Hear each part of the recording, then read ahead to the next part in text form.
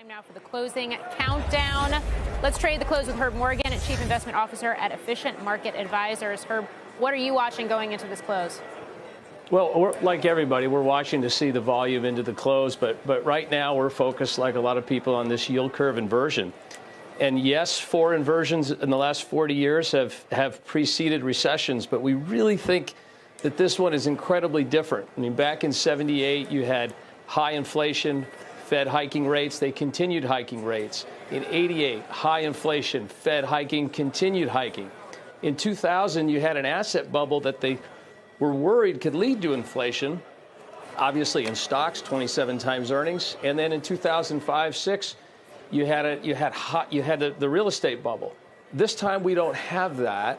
So with the Fed already having cut once, likely to cut again September 12th, a BOJ and an ECB in September likely to ease, we think this selling pressure is going to pass, and it's a great time to accumulate equities.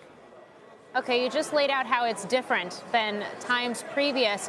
Does that mean that its veracity as a recession indicator can be called into question? Well, I think you've got 4 for 4. I don't think 4 for 4 is a high veracity indicator of anything. I mean, in statistics, we need 100 data points to make a conclusion. We certainly don't have 100 yield curve inversions. So we have to look at the 4 and say, what do they have in common and what's different now? And then we can make that conclusion. And I just don't think we can draw a U.S. recession conclusion from this inverted yield curve. Slowdown, yes. But think about the major fiscal reform we had with the Tax Cut and Jobs Act, significant deregulation. Now these ultra-low interest rates stimulate the consumer. They stimulate business demand. They help with CapEx. 7 million job openings for 6 million unemployed. It's hard to envision the U.S. headed to a recession right now. So, Herb, just quickly, are we oversold today then?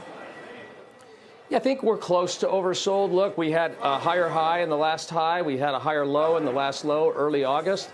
The market trend still looks up. I think you could get a little further down, and then you'll get to that oversold indicator. But that's timing the market. I'm an investor. We're in for the long haul.